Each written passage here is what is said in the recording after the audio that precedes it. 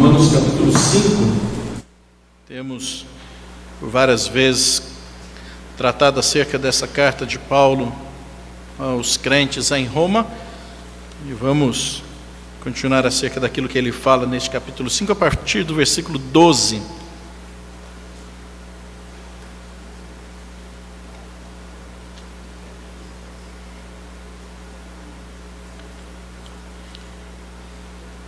Carta aos Romanos, capítulo 5, a partir do versículo de número 12. Eu quero convidar para que em pé você acompanhe com atenção, reverência, a palavra de Deus que vai ser lida.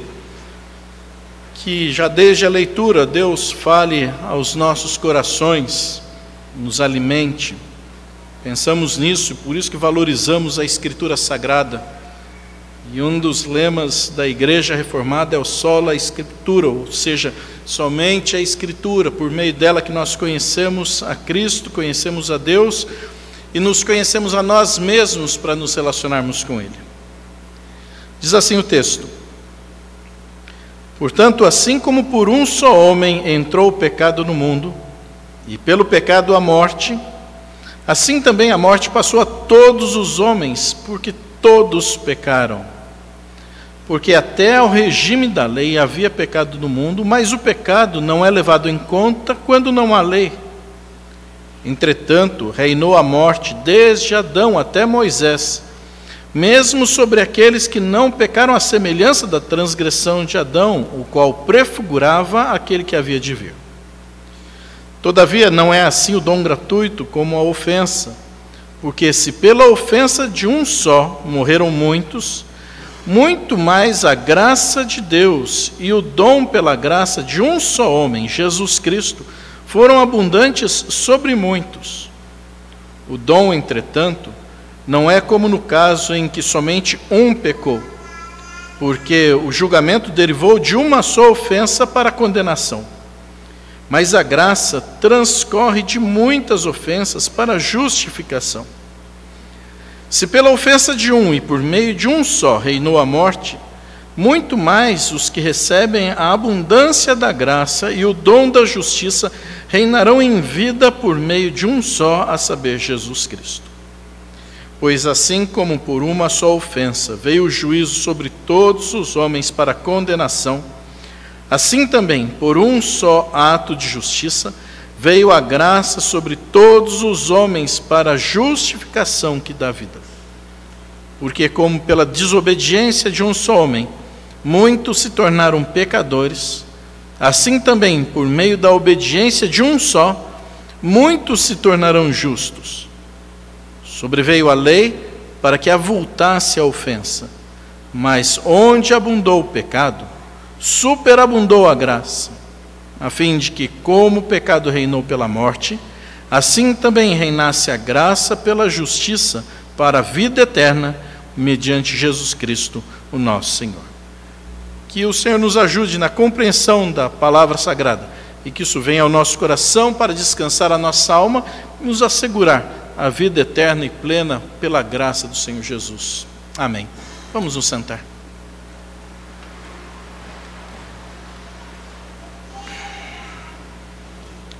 Eu creio que muitos que estão aqui têm uma compulsão incontida quando o seu telefone toca.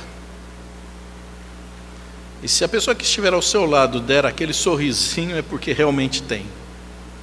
E agora vários se entregam. O telefone começa a tocar, já se desespera para ter que atender de alguma maneira. Mesmo que esteja em um ambiente público, em alguma reunião, ou sozinho, ou se você está no quintal da casa e toca lá na sala, é uma correria, porque talvez a pessoa do telefone seja mais importante do que a pessoa que está na sua frente conversando com você. Essa compulsão muitos sofrem dela. Eu quero pensar sobre isso acerca daquilo que o texto traz, porque talvez Adão fosse o único a não ter essa compulsão, e não porque ele não tivesse telefone, porque ele poderia ter a oportunidade de escolher atender ou não alguns chamados. Somente ali em Adão acontece isso. Essa oportunidade é apenas colocada em Adão. Ele poderia ter se recusado a atender um chamado, mas foi ao encontro do chamado, foi em atenção ao chamado, e isso comprometeu toda a raça humana, e é isso que, de certa forma, Paulo está dizendo aqui. A partir dessa primeira vez, todos os seres humanos não apenas atendem o chamado, não apenas atendem o telefone, como inclusive quando compram um celular novo, ficam escolhendo qual tipo de toque quer ser usado ali para ser então chamado. Você escolhe até a maneira como vai ser chamado pelo seu telefone.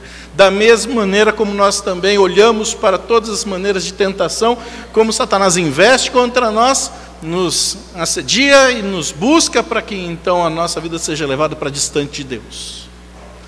Começa a história com Adão. Começa aqui e Paulo está falando exatamente sobre isso. O capítulo 5 é um capítulo muito especial nessa carta aos Romanos.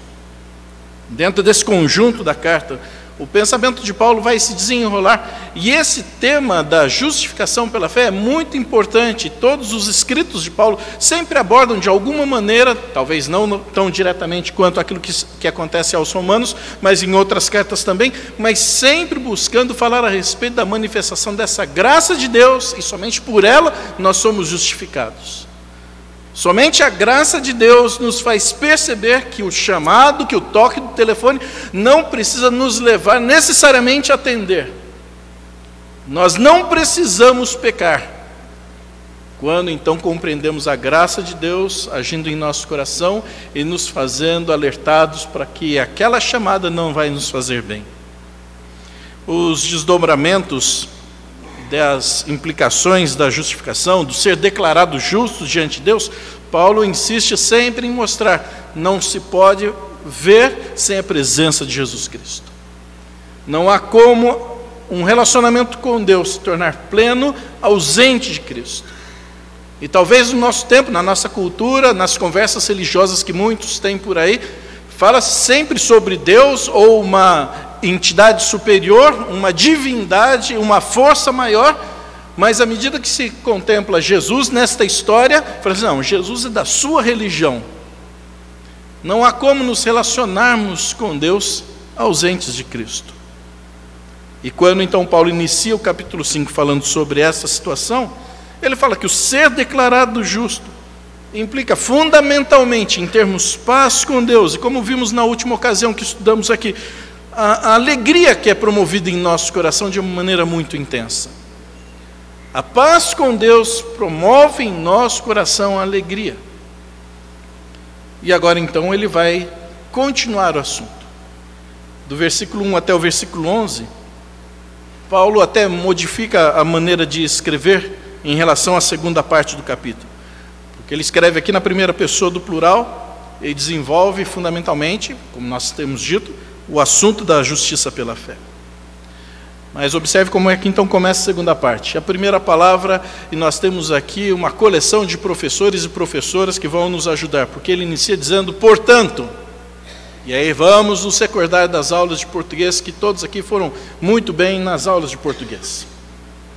Portanto, é uma conjunção que identifica a conclusão. Pode ser substituída por logo, por conseguinte, consequentemente, por isso, sendo assim. A ideia vai introduzir um pensamento que está coordenado à ideia anterior, como que concluindo este pensamento, concluindo essa ideia que foi traçada aqui, a exposição desses motivos. Paulo vai vincular todo o seu texto seguinte aquilo que então os 11 versículos iniciais do capítulo estavam mostrando. Nós apenas podemos chegar diante de Deus se houver esse processo de justificação aplicado em nós por meio do sacrifício da morte de Cristo.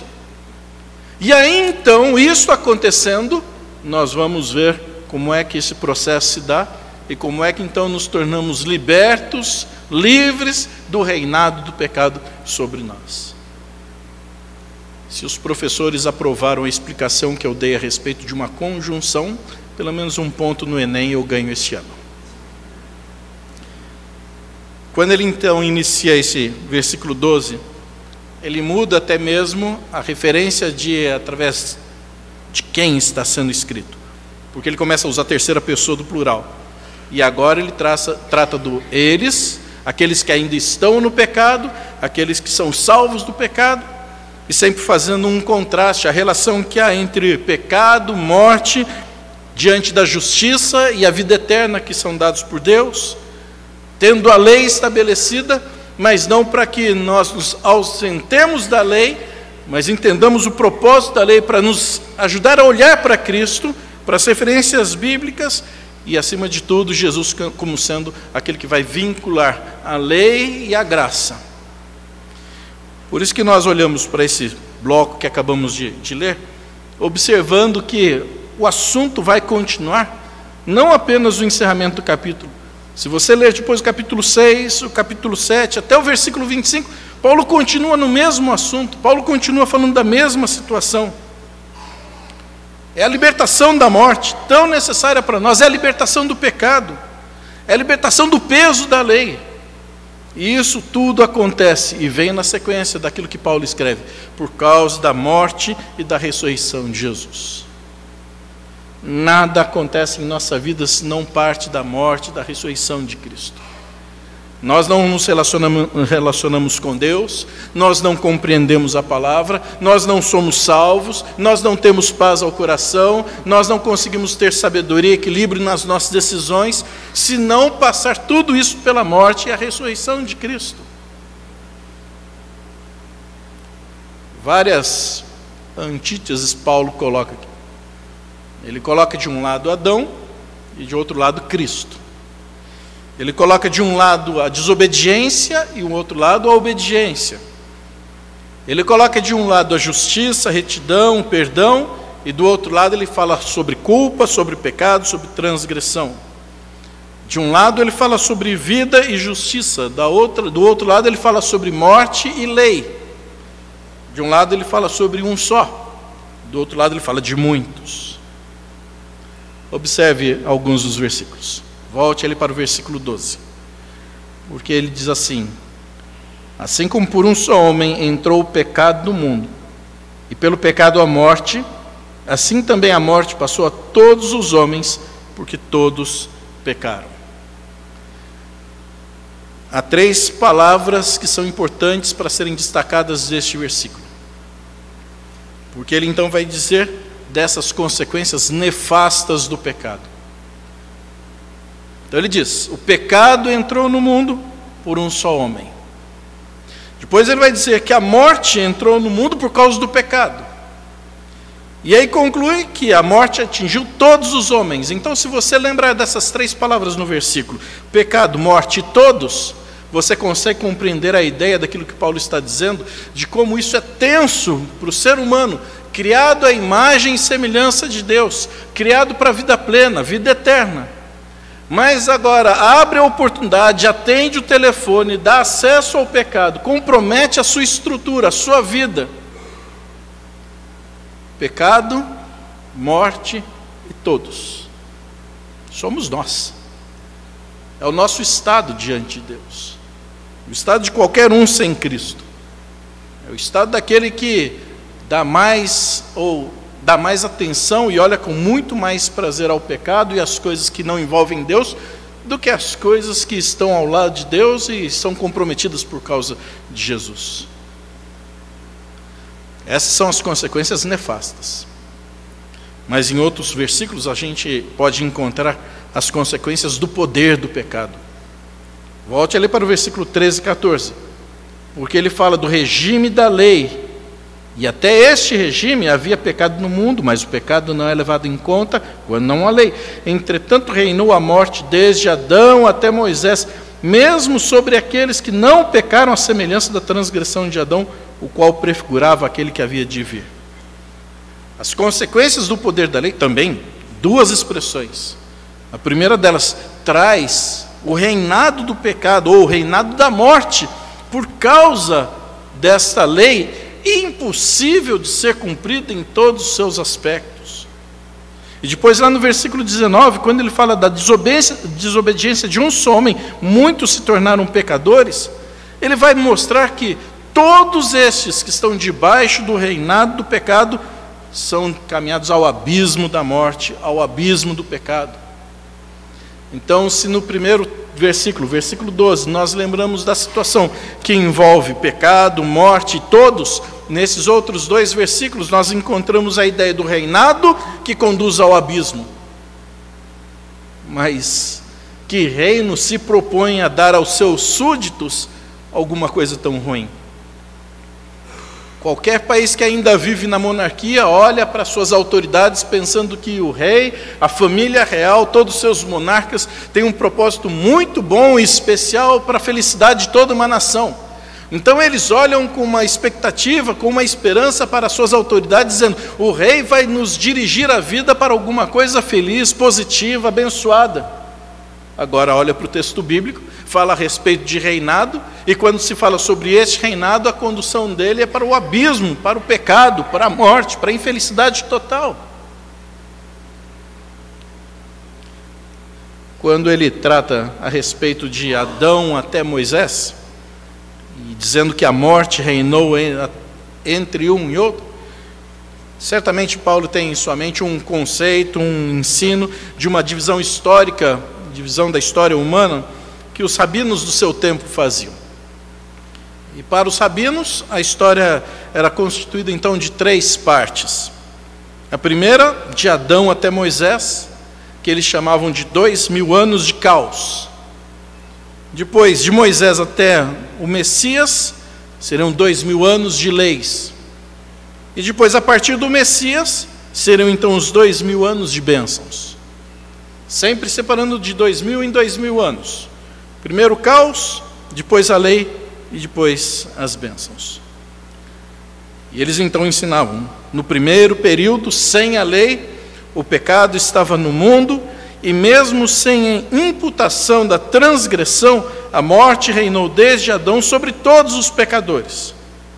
No segundo período, o regime da lei só se fez acrescentar a responsabilidade pelas ofensas e a merecida cólera de Deus, conforme o versículo 20. No terceiro período, a liberdade da lei, porque reina a graça de Jesus Cristo Messias, também sobre os que não pecaram da mesma forma da transgressão de Adão. De certa forma, nós podemos até que resumir de uma maneira simples, ou até simplória, aquilo que então Paulo está dizendo, mas na verdade não vai fazer muito sentido. Porque como é que seriam salvos aqueles que viveram no tempo do caos? E até mesmo o próprio Adão. Como seriam salvos aqueles do tempo, do período da lei? Lei impossível de ser cumprida à risca e com rigor de todos os seus preceitos. Como todos estes seriam então salvos? E alguns erroneamente pensam que de Cristo em diante vem o período da graça, mas antes é período unicamente da lei, e alguém poderia ser salvo apenas pelo cumprimento dela. É errado pensar assim, porque todos eles, desde Adão até o nosso tempo, são salvos exclusivamente pela graça. É aquilo que Paulo diz em outro texto: somos salvos mediante a fé pela graça de Jesus. Não há outro caminho. Com a queda, com o pecado, com a desobediência, com atender o telefone, Adão precisou ser salvo pela graça. Depois dele todos, até Moisés, a lei, salvos pela graça. Depois de Moisés, com a lei, impossível de ser cumprida, pela graça. Em Jesus Cristo, pela graça. O nosso tempo, pela graça. Pela graça sois salvos, mediante a fé. Ninguém aqui é salvo por conta própria, ninguém é salvo pela sua própria condição, ninguém é salvo por família cristã, ninguém é salvo por dar carteirada em Deus e chegar lá: Deus, eu venho de uma família de tradição. Só graça, somente pela graça. Nessa afirmação dessa dessemelhança entre Cristo e Adão, é mostrado nessa segunda parte do versículo 15 que nós lemos. Porque ele usa alguns artigos definidos ali, e até mesmo quando se pensa da língua original, ele fala sobre um só homem, muitos. Isso desempenha um papel importante por causa das suas funções. Vem sempre destacando um contraste que não se fala sobre qualquer ser humano, e esses muitos. Mas está falando sobre Adão e Cristo. Comportamento, motivação, é Cristo e toda a humanidade. Como é que isso se reporta ou se mostra em nós por causa de Cristo? Então as diferenças são muito nítidas entre aquilo que Paulo está dizendo do primeiro Adão e depois do segundo Adão, porque fala sobre a motivação da obra, tanto de um quanto de outro, está ali no versículo 15. O versículo seguinte, versículo 16, fala sobre os efeitos da obra, tanto de um quanto de outro. E depois os resultados finais desta mesma obra, tanto de um quanto de outro. O resultado da escolha de Adão, o resultado da obra de Cristo. As principais ideias, quando o assunto trata sobre pecado original, levam um pensamento até Agostinho. E ele dizia assim: todos somos herdeiros do pecado de Adão. Todos nascem com uma culpa herdada dos antepassados. Seria essa a nossa sina. Não há como escapar dessa condição. Agostinho praticamente iguala a nossa condição pecadora com a condição humana. O ser humano, é um ser pecador. Por isso que nós somos carentes da graça e da glória de Deus. Somos totalmente esvaziados de qualquer pretensão, de poder, força de alcance. Se Deus não se manifesta favoravelmente sobre nós, estamos perdidos. Paulo está querendo mostrar isso. Por isso que ele inicia o capítulo 5 dizendo: nós somos justificados pela fé, e esta justificação promove paz ao nosso coração. Então a certeza que o crente tem dentro de si, de que quando é resgatado, quando é redimido dos seus pecados por Cristo, não precisa mais ficar lutando contra a vida, contra a sua própria história, para querer alcançar algum tipo de favor com Deus, porque isso foi dado, oferecido, ofertado, de graça. E agora então Paulo está dizendo: todo esforço feito por causa e pelos descendentes de Adão vão gerar apenas mais pecado, mas é por manifestação bondosa de Deus. As verdades dessa graça estão nos versículos 20 e 21, olhe para eles. Porque diz ali o texto: sobreveio a lei para que avultasse a ofensa, destacasse mais ainda. Mas onde abundou o pecado, superabundou a graça, a fim de que, como o pecado reinou pela morte, assim também reinasse a graça pela justiça para a vida eterna, mediante Jesus Cristo nosso Senhor. Há três verdades que Paulo fala nesses dois versículos a respeito da graça. Primeira delas: a graça é sempre maior do que o pecado. Em outras ocasiões ele vai até conversar ou discutir ironicamente com os romanos ou com aqueles que leriam a sua carta. Então, vamos pecar mais para que a graça se manifeste mais? É evidente que não. Até porque a graça sempre será maior do que o pecado. A segunda verdade está no versículo 21, a primeira parte dele. Porque é a mesma graça que vai desbaratar, vai acabar com este reinado do pecado. Passamos a viver debaixo do reinado da graça. E aí então conseguimos conter a nossa mão, a nossa mente, os nossos impulsos, para não precisar atender o telefone. E finalmente, ele fala que é esta graça que nos dá a vida eterna mediante Jesus. É pela graça. Tão somente pela graça. Por isso que quando nós cantamos um hino tão conhecido, nós precisamos compreender o que é que nós estamos dizendo através da letra dele. Porque nós então afirmamos: maravilhosa graça, maior que o meu pecar. Como poder cantá-la? Como hei de começar? Pois alivia a minha alma e vivo em toda calma pela maravilhosa graça de Jesus. Maravilhosa graça traz vida perenal. Por ela, perdoado, eu vou à mansão real.